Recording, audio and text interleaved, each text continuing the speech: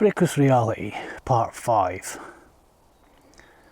Right, so we just do as he says, asked Dougal, heart pounding in his throat. Nah, murmured Keir. In the same breath, he took one lunging step forward, and without even dropping as much as a shredded onion from his near-empty kebab container, he punched the scoundrel fully in the face. A sickening crack echoed around the silent street. The attacker fell backwards, clutching his nose. "What the fuck did you do that for, you bastard?" spat the young man, now staggering, struggling to keep his balance. Blood was now seeping through the fingers of his hands as he held it to his face. "Go on," says Keir.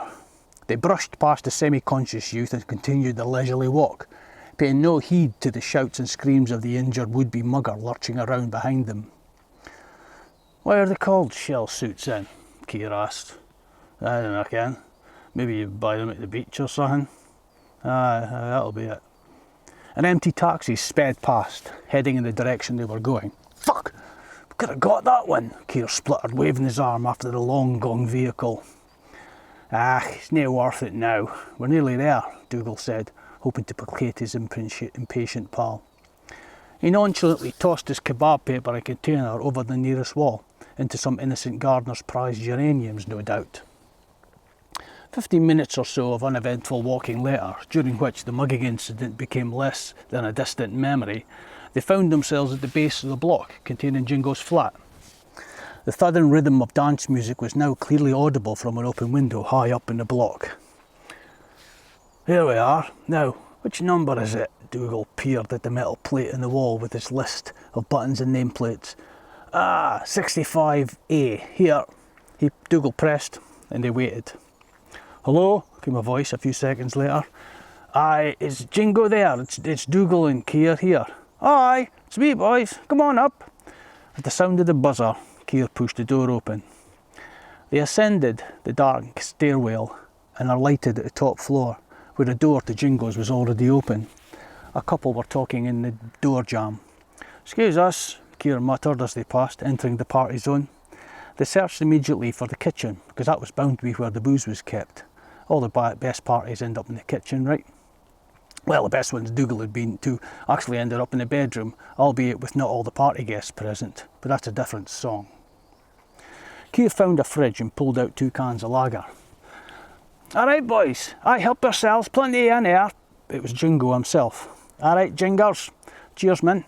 Dougal opened the can given to him and poured the welcome draught into his internally garlic-coated mouth. "Fine. So, what do you think of the new songs then?" "Aye, they were ace." Dougal was now acutely aware that the urine he'd been holding in his bladder for the last 20 minutes or so was eager to get out. Where's the El Bogo, Jingo?" "Through here." Jingo pointed across the lobby. "Okay, cheers." Dougal made his way over, leaving Keir to answer the question about the songs. Glancing to his left on the way, he caught a glimpse of someone that honestly made his heart leap in his ribcage. On doing a double take, Dougal could swear he could hear a heavenly chord sound in his head. It was the singer from Tart Fixture. She was facing the other way, but it was easy to tell by the unmistakably beautiful, dark, partially dreaded hair and gothic dress sense. It was her, all right. The heart leap quickly transitioned. I've got a typo there. It says the hair leap, it's supposed to be the heart leap. The heart leap quickly transitioned into anxiety, and Dougal darted into the toilet. Standing in front of the bowl, releasing his bladder, he started talking to himself in the mirror above the cistern. "Right, keep cool. Sober up a bit, you daft cunt." He finished his business, zipped up and continued the conversation. "All you have to do is to talk to her like she's a friend, not a woman. Not a woman with tits and a fanny and... No, don't think about it. Just be nice, be funny, be..." He was suddenly aware of another presence in the room. Dougal had forgotten to close the door properly. He closed his eyes tightly, turned round and opened one slowly. It was her. He knew it was going to be her. He could have put money on it. And it was. She stood there staring at him. He rushed past her, raising his hand as he went by. How's it going then?" he stammered, waiting for no reply as he hurried back through to the apparent safety of the kitchen. Kirsten's eyes followed him out of the toilet, perplexed at the strange behaviour of Dougal, who was acting like a mortified buffoon. "Matter with you?" asked Dougal. "Look like you've seen a ghost." Said Keir, "Sorry." "It's worse than that," said Dougal. "It's a young singer woman again." Keir was already on his second can of lager. Dougal downed his and took another from the fridge. "Ah, nearly forgot. Check this out," said Keir, rifling through his pockets. He produced a small cling film wrap. "Oh, hey, no, you ken I'm finished with all that speed and shite, man," Dougal protested, crunching his face up as if he'd been sucking a piece of rhubarb rock. No, here, look at this." Keir unwrapped the tiny parcel to reveal two small paper-like squares. "Ha, that looks like," Dougal said, moving his head closer for a more detailed inspection. "It is. Mushroom acid. And I've seen that around for what, 8 years? I didn't know you still got that." "You don't. This is 8 years old. Found it at the back of a cupboard I was cleaning out last week. I remember a really good hiding place I discovered back then. So good I didn't remember where the fuck I'd hidden these two." He gazed at the tiny blotters in his palm. Dougal was amazed that Keir had been cleaning cupboards at his house for one thing, but even more amazed at the find. "Surely they'll be fucked by now, though," Dougal said, looking back up at his pal with cynical eyes. "Probably. Well, either that or they're now the strongest acid known to mankind."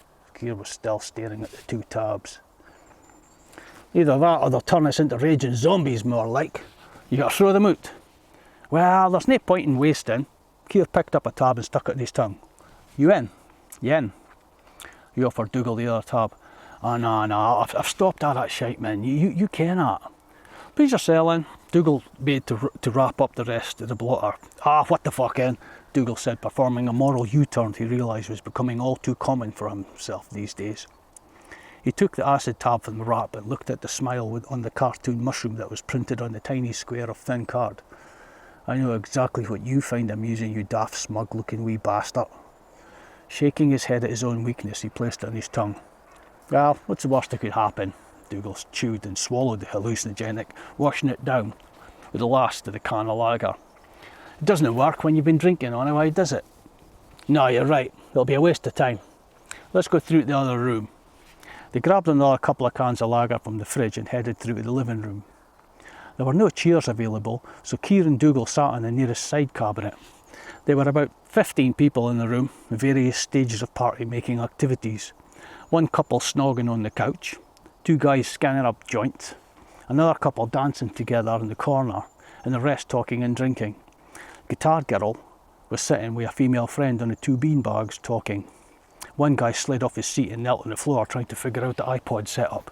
The Foxes album was streaming from the speakers. "That's a thing that's changed over the years," thought Dougal.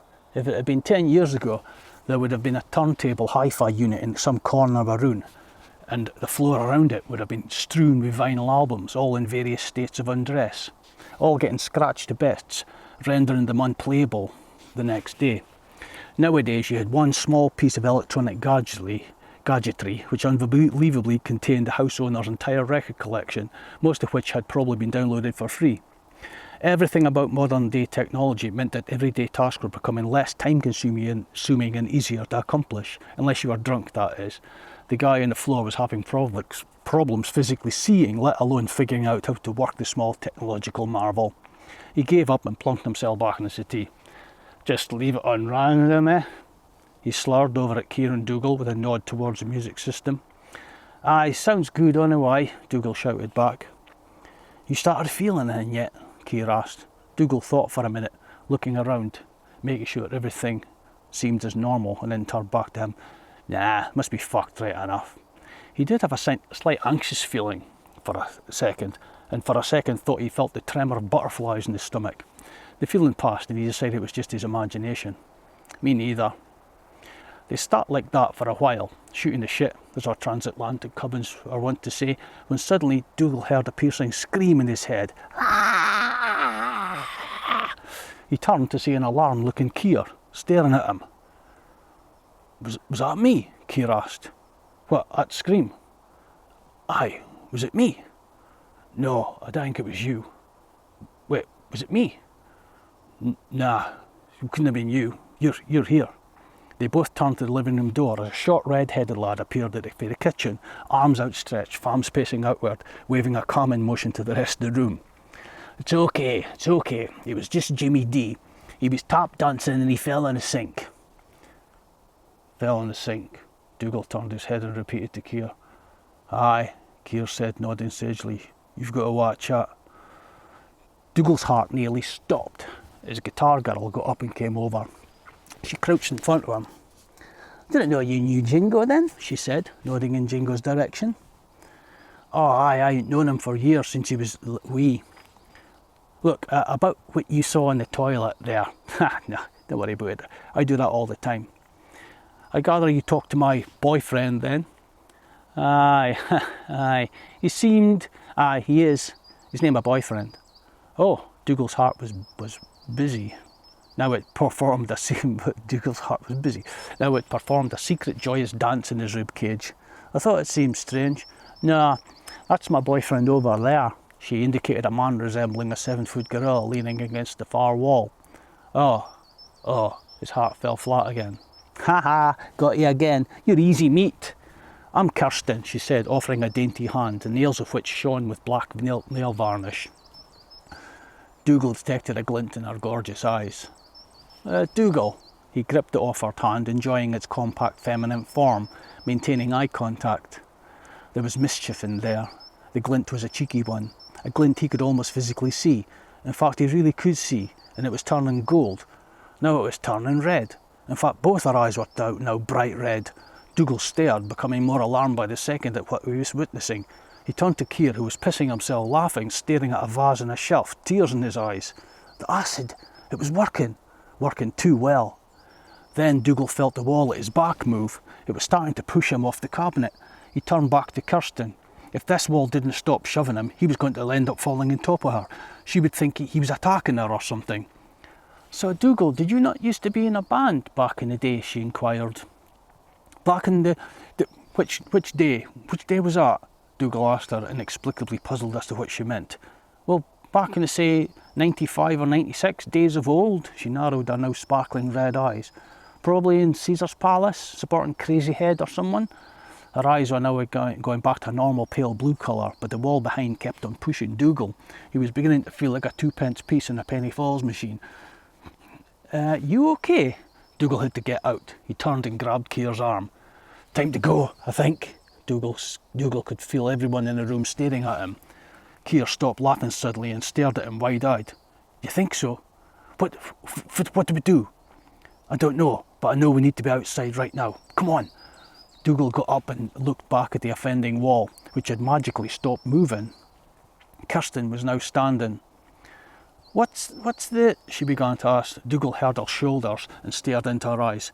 We've got to get out. I dinna trust these walls, he warned her. He felt like he really wanted to stay and look after her, protect her from the evil within the building. Unfortunately, Dougal was too scared. What are you on? Did you do acid or something? Dougal brushed past her, grabbing Keir and heading for the door, which seemed to get inexplicably farther away the closer he was getting to it. Eventually they caught up with it and Dougal eyed up the next problem he had to tackle. A black bin bag hanging off the handle. There was no way he could operate this contraption. Is this the only way out? Dougal said, turning back to Keir, who was staring intently at the clock on the wall. Fuck, have you seen this? Look at the speed of hands are going round. His head was making a slight circling motion, watching the amazing timepiece. It looks okay to me. Well, apart from being a stupid shape.